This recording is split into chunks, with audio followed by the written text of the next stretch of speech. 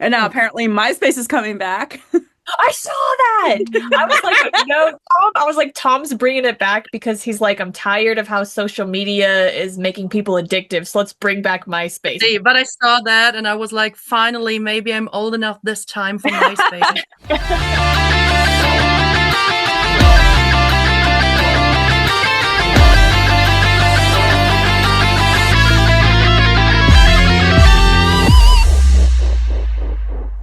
Welcome back, BVB Army. Welcome back to our channel, BVB Army Hearts of Hearts. I am Ruth. I'm stuffed up Nikki. I cut my nose. And BVB Army, we are finally back here with a fan story, and we have a wonderful fan joining us, an international fan. FYI, Cari, welcome back to our channel. How are you doing today, or this evening in your time? Yeah, for me, it's actually evening, so I'm doing good. Summer holiday just started. So I would say I'm totally on fire for this holidays, but on fire is maybe not the right thing to say at the moment. Yeah, there's a lot of fires going on. Thank you for those who have reached out to me. I'm okay as of right now. I'm in a safe zone, luckily, knock on wood. So Spokane in Washington in the United States has fire season going on, and it's not the greatest. All of the north side of Spokane has been evacuated, so that kind of sucks. So, yeah, so as far as right now, I'm okay, but time will tell. So, that sounds horrible to say, but we're gonna manifest good vibes for you. Europe joined in, so we're all in the same boat right now. Anyway, moving on. Let's not talk about that. We're here again, BVB Army, with some fan stories, and thank you so much for your patience and everything. I know we're going through the list, but thank you for your patience. We deeply appreciate it. So, and for the working with the time zones, we also appreciate it. Yes, with the time zones too. So, all right, I guess we'll just dive on in. Our very first question is, how did you discover Black Veil Brides? I have to say, I'm a kind of maybe an old fan with my 32 years. And I think it was like, in 2009, actually. One of my friends told me, hey, there's this really cool band called Black Veil Brides. And I was like, okay, never heard of them. Amazing. And she was like, okay, go listen to Knives and Pants. I will tell you, it's an amazing song. And it was the time when you could go to media stores and just go there, listen to that stuff. And I was like, okay, let's do that. And it was the first time I actually do that. I wanted to listen to that song, but I couldn't figure out how to work with the headphones. So I blasted the whole song through the whole media store. And people went crazy because they were like, oh my God, what is that? And I was like, oh, okay, if people react like that, I like it. And Knives and Pens was my first song to discover. And I fell in love instantly. And unfortunately, they didn't tour this time in Europe. But 2 years later, they started touring. So I missed them at Rock and Park, what was really, really sad. But yeah, then I joined in 2011 for the first tour they played here. And it was amazing. So yeah, thank you again, Lena, for showing me this amazing band. I love that it was you got to listen to them like at an actual store and not like through the computer or YouTube. That's actually pretty cool. Dude, I remembered that when you used to go to like the stores, like any like music stores, and they had like the samples of like the albums and the songs and stuff. Dude, that was my childhood. The good old days, right? And I was asking a guy there, and he was like, "Which song are you searching for?" And I was like, "Knives and Pans," and he looked at me and went, what? Actually, Knives and Pans, that we're a music store. And I was like, yes, that's the name of the song. He was confused. I got confused. And then the whole store got confused by the song. I love that, though. Love that. Yeah.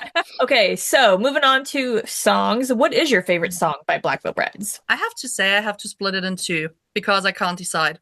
And yes, it's terrible because I question myself that question really, really often. But I have to go with one side, All You Hate, and the other side, Unbroken. Oh, my God, yes. Yes. You just picked two underrated songs. I love it. Yes. And because All You Hate always gave me the feeling like it was the song that taught me like you have to go to through hard times.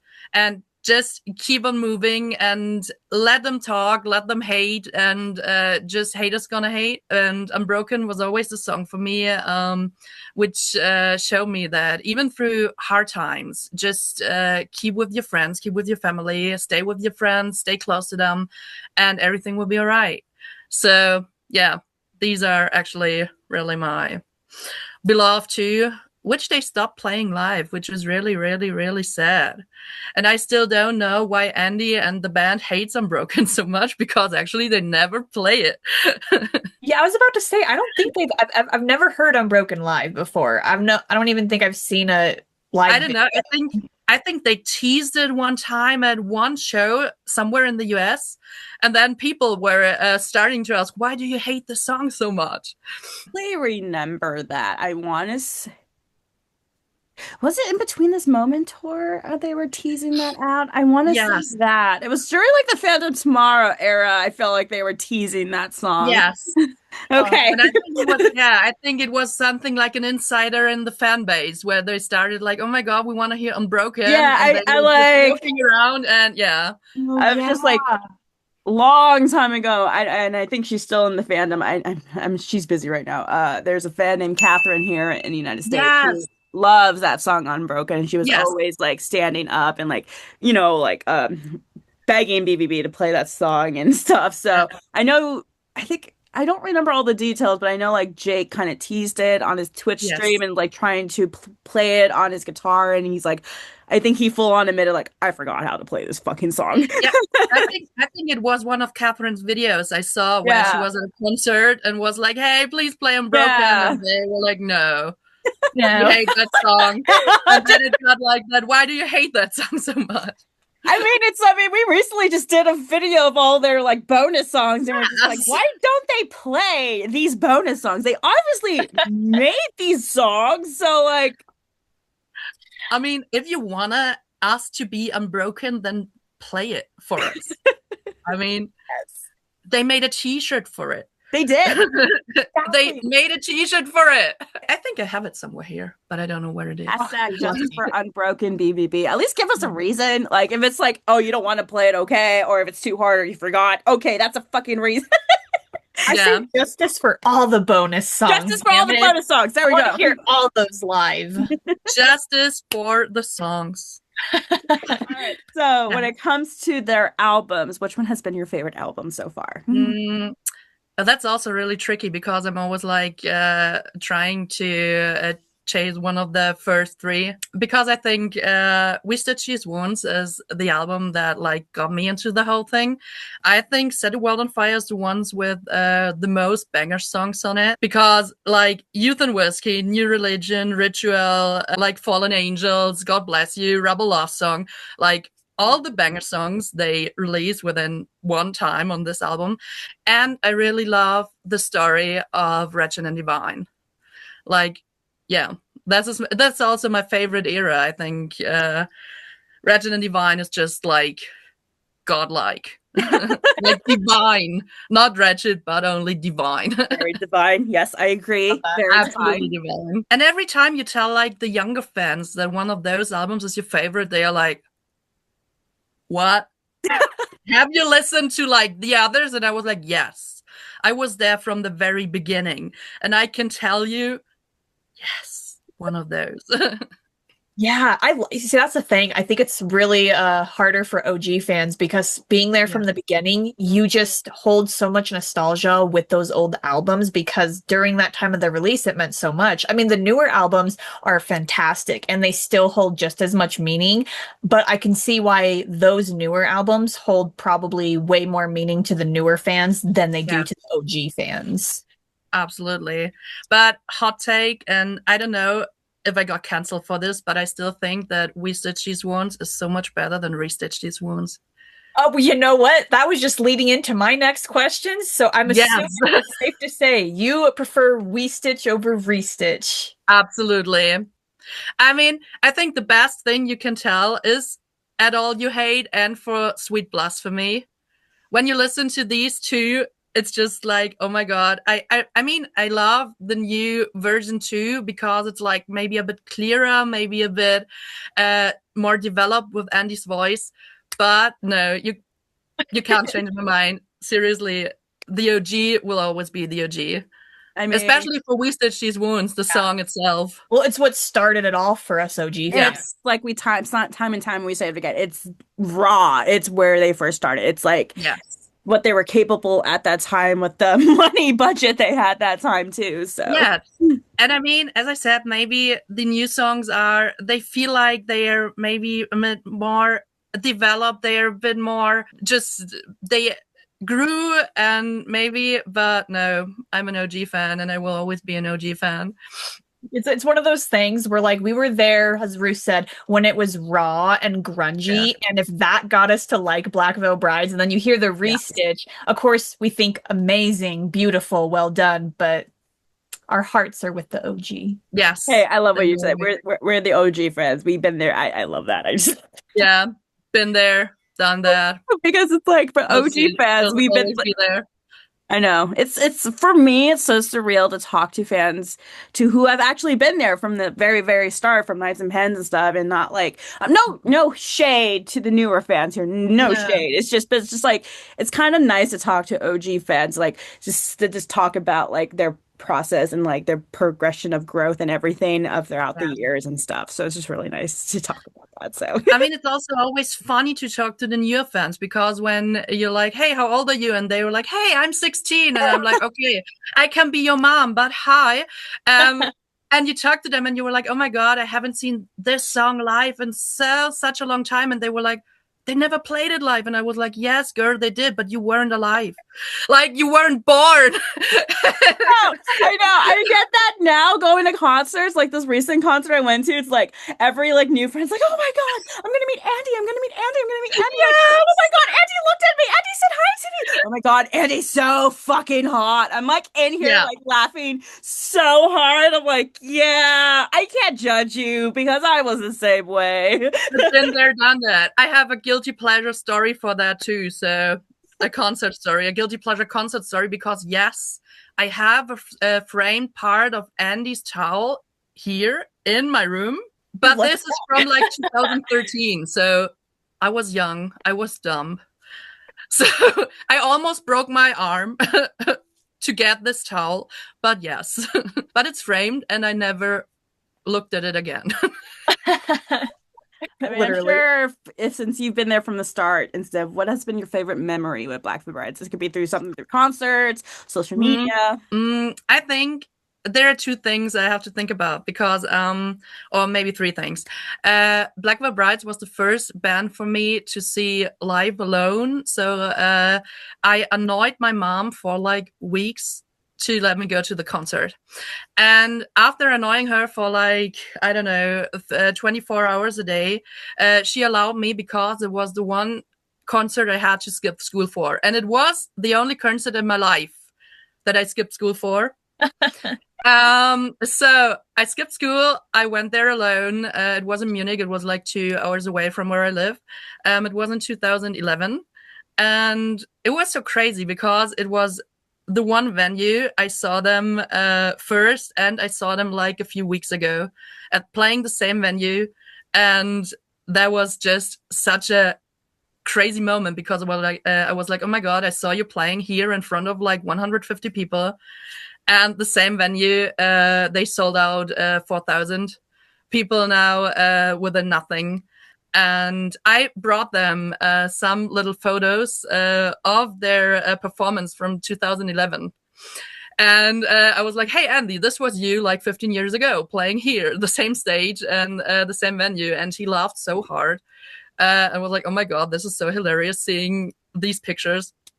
And yes, this concert, because it was my first one, it was the one I had to skip school for. And I was in school next day at 7:00. I was tired, but I was there. So everything worked out. Years later now, I'm a teacher myself. And yes, I'm like, hey, amazing, go to concerts. And if you're here the next day, everything is fine. So, yes. You too. I know, I always see your post and I'm like, yes. You know what? Being a teacher and stuff and being a fan, I'm like, you know what? I'm gonna take the extra day off. The kids will be fine. They'll be fine. They'll be fine.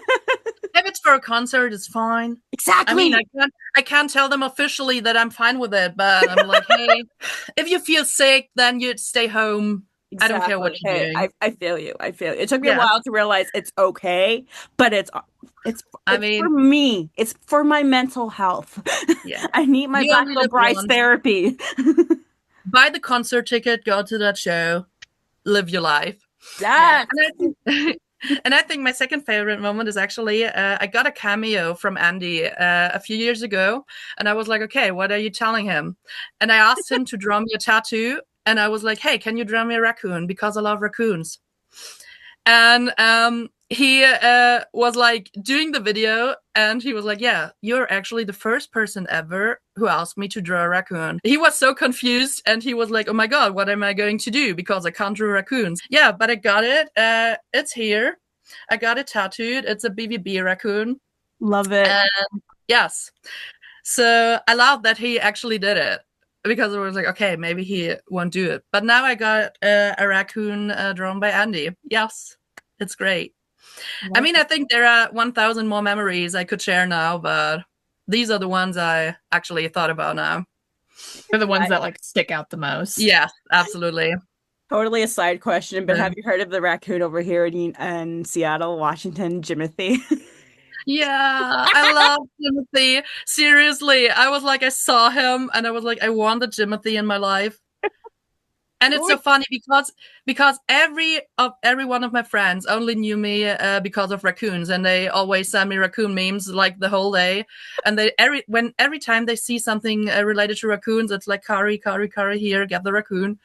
So yeah, I also once made a raccoon, a plushy raccoon for Cece for a concert, like with a vest, with like the drumsticks, and with his makeup even. Yes. And yeah, with the bandana, and he loved it. And I think he still has it. So it's called Kunikoma. So I hope he does. I even spy a raccoon on your wall. Oh yeah. So they're everywhere. I'm really happy you can't see the back of my room, because there are like 1, 2, 3, 4, 5, like 70 raccoons sitting in there. I love that. So moving on to our next question. We know this one can be a pretty deep question, so we ask that you just take your time. There's no need to rush it, but tell us how Blackville Brides has impacted your life. I think for that question, you need to understand that in the early 2000s, the whole emo scene and everything in Germany was barely existent, or not really existent, at least not where I live. When I found like my first group of friends who actually shared my interests, it was always like, okay, you can only be a Bring Me the Horizon emo fan, a My Chemical Romance emo fan, or a Blackville Brides emo fan. There's nothing more. You can only like be an emo because of one of those bands. And every time you told people, yeah, you're a Blackville Brides emo, it was kind of hard, because people kept on telling that they only were posers because they can't really sing and they can't scream. They're not hard enough. I think you learned really how to suffer for your music when you told people that you're a Blackville Brides fan here. I don't know about other countries, but in Germany, here in my hood, in my bubble, it was really hard being a fan. But I always tried to like stay true to myself, because I love this band. I love everything they did. I love their interaction from the first time I saw them, I met them, like just the relationship they had to their fans, and also like what they gave us with their songs. And so Blackville Brides was actually, for me, that one star to start being who I am today, because they just gave me the confidence. They gave me like everything I love today. Ruth, because I see your beanie all the time, I'm like, yeah. They introduced me to my today favorite band, which is Palais Royale, and through like American Satan, where Andy played there, and they used Remington's voice. Yeah. Yes. And when I first saw that movie, I was like, that's not Andy. I mean, I know who Andy is. That's not Andy.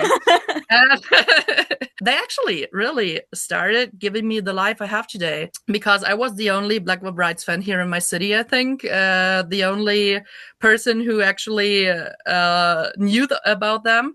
And they gave me like the start to grow out of my city, to like go to other cities, to just meet other people, being introduced to other fans. So I remember the first time I ever flew alone. I was really, really scared of flying.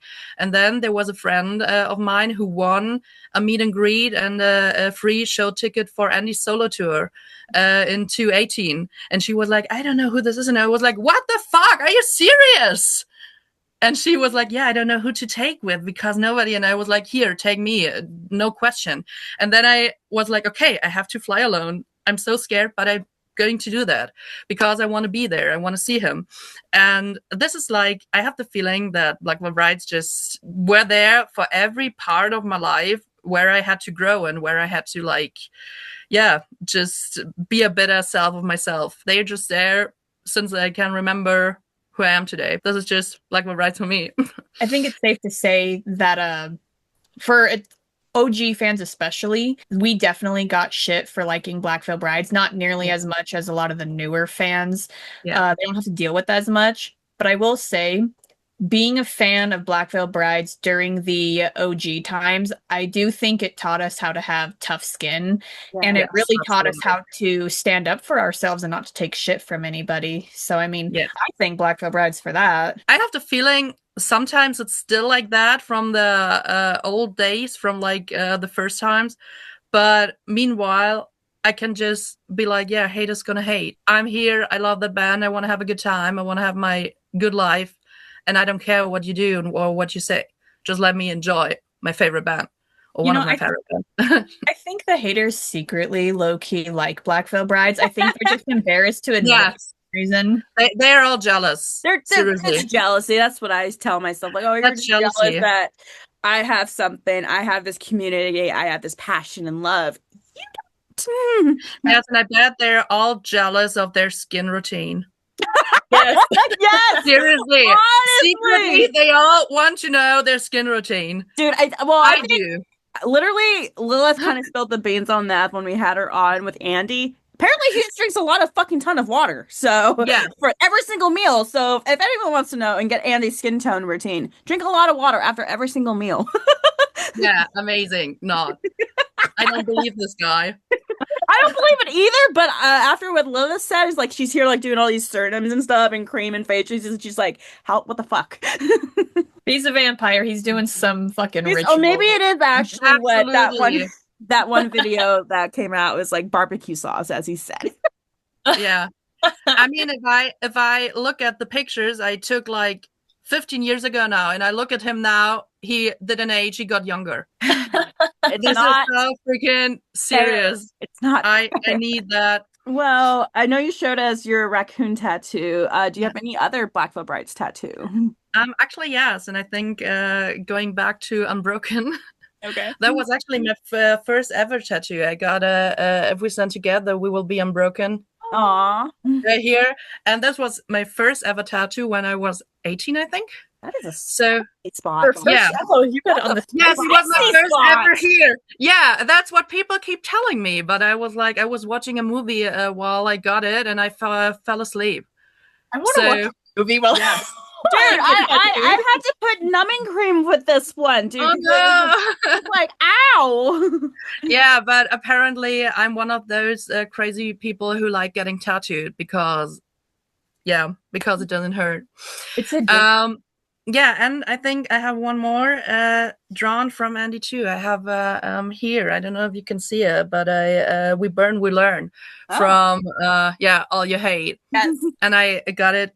I got it from him when I went to Manchester for that solo tour. That's it for Black Veil, actually. I have many tattoos, but I only have 3. But it's not my last, definitely. So I'm planning on getting a few more. At least the rosary, finally, maybe. Yes. I'm planning on getting it for like a decade, but I never got time. I didn't know where. So yeah, I have to find a good spot for it. That's like when you start running out of room, you're like, oh shit. Yes. I know. And I'm looking at this spot. I'm like, fuck. Do it. Do the elbow. I have to say, I thought of getting an elbow tattoo, but maybe this is the one spot I'm really scared of. Oh, I mean, Oh, me too. So you got your elbow tattoo. these are like still the spots I got. Part of it. Oh, never mind then. Yeah, I was about to say, but I swear I felt it in the elbow and it was like right up here. Yeah, that's how I felt with this horn right here, and it was not even near the elbows, and it was But like I hate that it feels like Yeah. I think I felt it here when I got my big raccoon, and it's not even like here. So ugh, we have that kind of spot of space, you and it's totally not fit something there. Yeah, more to come in the future, hopefully. Yes. Always with tattoos. Tattoo therapy is a thing. So I know you told us a little bit about some of the BVB concerts you've been to, but tell us, has there any other ones that you've been to? How many concerts have you been to? Yeah. I have been to many concerts in my life. Really. Many in my life. I just have to think about, because I think for BVB in general, I've been to like 8 or 10 now. The first one in 2011, the last one a few weeks ago in Munich and at Impericon Festival, where they finally played. For Blackwell, it only have been like in Germany so far. Yeah. So what is really sad, because there are other bands I flew to the US to go to concerts, but I have to say what is really sad that in the last years they barely toured Europe. So I hope for more really Europe tours, but I have 1 or 2 more planned in January, because they come back. They do. Yeah, I saw They come back. It was some festivals where I saw them, like Rock and Park twice or 3 times. Yeah, Munich shows, because apparently they love Munich, what is really nice. I hope for more shows in the future. Well, I will say it's crazy that they do not tour nearly as much in Europe, because Europe fans go hard for Black Veil Brides. I would say more so than American fans. No, absolutely. I remember the one show in Saarbrücken that was like 3 years ago, and was one of the first shows they did after like 2018. The last time they were here was 2018 with Asking Alexandria and the Resurrection Tour. Oh yeah. And and then again 3 or I don't know, a few years later, 5-6 years later, and the show was sold out instantly. Like, it was really hard to get tickets for that show, because people went crazy about it. But it was a nice show. It was a really good show. And I love when they play like smaller venues, like club shows. And we have many clubs here, many good venues. Out of curiosity, were you able to go to the London show, the Halloween show that they did? No, I couldn't because of school. So feel that pain. I feel that pain. I know some friends who went there who had a great time. For example, Stanley, one of my friends, ball pointer, maybe you know him. Who's doing amazing artworks of Black Veil Brides.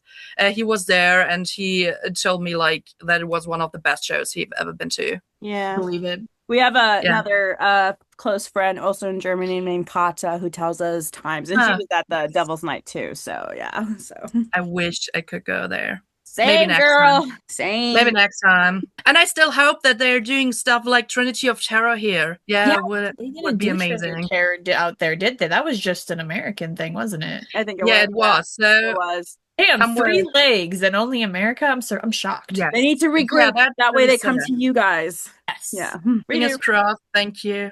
So when it comes to OG BVB war paint, when they used to wear in the old eras, which one is your favorite? That's hard, actually, because of course Andy is like the signature war paint stuff, and I love doing it, because every time I go to Black Veil Bride shows now, I'm like, oh my god, finally I can do war paint again. And I think the Andy one can do that within like 5 minutes now, because it's like so easy. It's just like, give me my eyeliner, give me my liquid eyeliner, and bam. But I have to say, I still have like a few of the old posters here. I always love the vibe of Jing's old war paint because of the Joker vibes.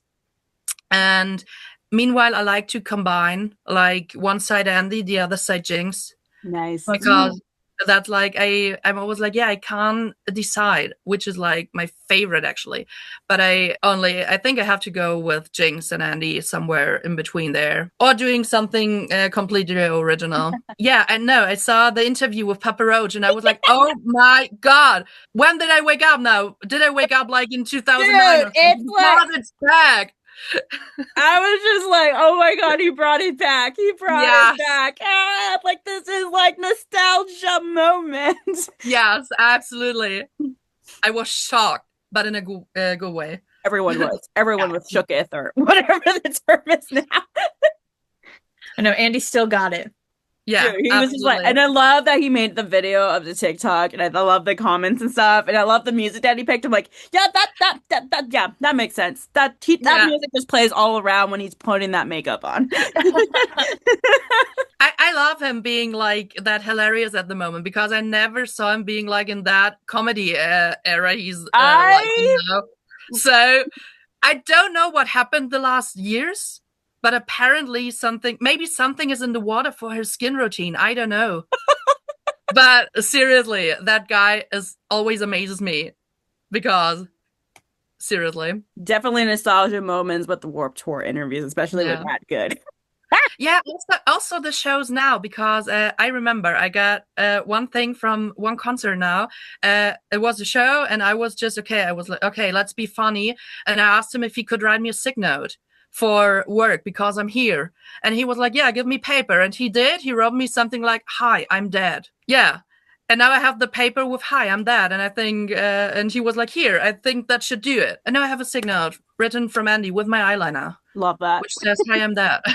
So we kind of already went over your favorite era. I think earlier you said it was Wretched and Divine. Yes, absolutely. Because I think Wretched and Divine was like this whole storytelling. I love that concept storytelling of the album combined with Legion of the Black. Mm-hmm. And this was just like, it felt like really an era, like a cinematic thing. So, I mean, I always loved the other albums and also the other things which came with it, with like the wall paint for Set the World on Fire and all that stuff. But Wretched and Divine really felt like an era we all could be part of, like the whole thing with the Wild Ones and Fear, and this all was really like, we are really part of that story now, and that's why I really loved it, and I miss it. They should bring it back. Wretched and Divine Part 2. Yes. I mean, not the story of the Wild Ones, but maybe now the story of the old ones. Maybe, I don't know, because we are the old ones now. I don't know. Maybe. I mean, I low-key love it, but at the same time, I feel old. But a good way of old. We are. A very good way. An OG way of old, not the my back hurts kind of old, but the OG way kind of old. Oh, but baby, my back does hurt. Oh yes, absolutely. Especially at concerts. Oh my god, that's why I have to sit now. Yes. Or they should start at like 5 p.m. so I can go to bed at 9 p.m. Thank you! Oh my god, thank you! Time. Yeah, we're in that age where it's just like, can we just start now? I don't want to stand here. I don't want to... No opening bands. I don't need them. Thank you! No opening bands! Just right into it! So overall, how's been your experience with the Black Veil Brides Army? I think there's like, I have to like split it in like the OG army now and the newer fans, because of course, like I said, the experience with older fans is completely different than with newer fans now, because when we were younger and when you were some of the OG fans, you had to like find each other first. It was like there wasn't like a big group of fans, but you really had to find your connection. And I have the feeling that this connection was really deep Like, if you found each other, you didn't let go of each other. So I had many friends back in 2010 to 2016, 17, which I did so much stuff with, and we loved each other. We loved the connection over the band. We were like, I don't know, reading fan fictions of the band together. We met and we read fan fictions together, and it was the best and the weirdest thing at the same time. Because when I look at it now, the fan fiction era was crazy. So wild. It was crazy indeed. I mean, I wrote some of my own. Will it be ever be published? No. Maybe, but yes, but I never finished them. I never finished them either. I think there's still fan fictions I started back in 2012 somewhere on my laptop, and I don't want to read them again. For me, the Black Veil Brides army showed me nothing but love and nothing but like a really deep connection. Today, it's harder to get this kind of connection because I think maybe they started to split in other kind of genres or bands, because I think there are not that many fans anymore than they were back in the 2000s. But still, when I meet new friends, or new fans, I always love meeting new fans and telling stories about like the old times and hearing their stories about how they discovered them now. So yeah, I think I only had really good experiences with the Black Veil Brides army. There are different kinds of fandoms who are really, really worse. So some fandoms I'm in or I know are really kind of toxic, but I never had that feeling when it comes to Black Veil. So yeah, big love to the whole fandom.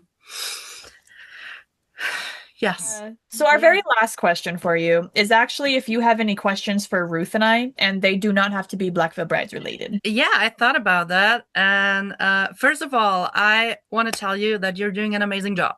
I could never. So this is the first thing I want to tell you, because I think this whole thing you build is just incredible. So because you're, I think, the reason that the whole fandom and family still really exists. Like I said, it's really hard to find this connection these days, and also to find new fans and people who actually are in the fandom still.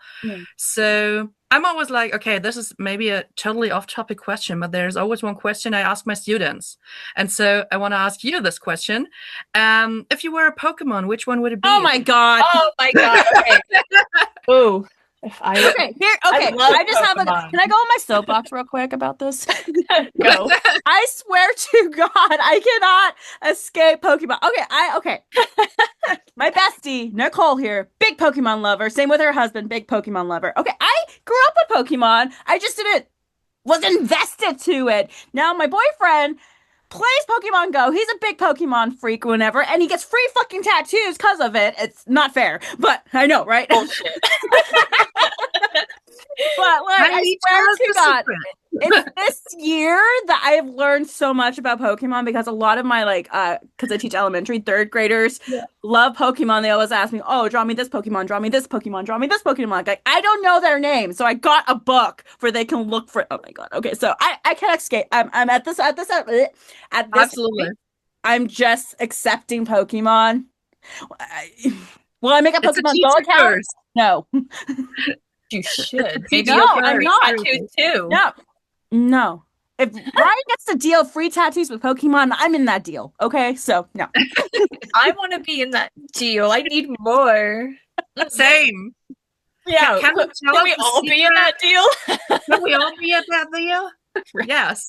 I think I have my answer. Go for it. So I will say this. My favorite Pokemon of all time is Charizard, but I think if I were to be a Pokemon, I think I resemble Sableye more, because I'm a little gremlin, and you know how he's in love with his diamonds? That's me with Black Veil Brides. Yeah. That's a good answer. Oh, thank you. Nice one.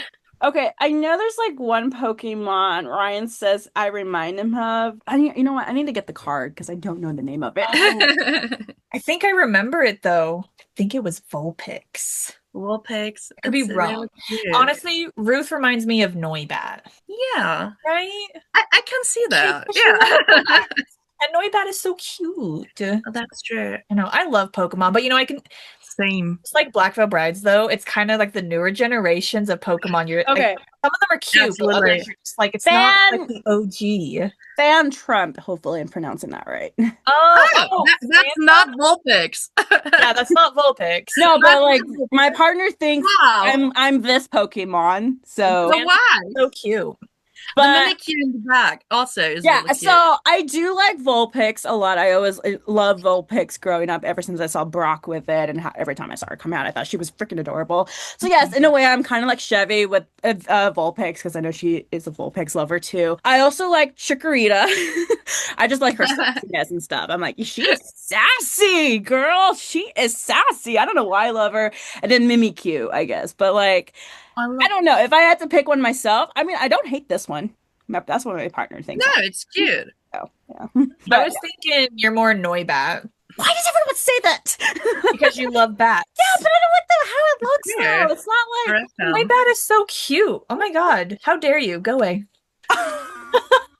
But it's funny because I think I asked the question a lot to people because I want to see something when I ask them, like how do people see themselves and all that. And I never got these two as an answer. Oh my gosh. ever yet.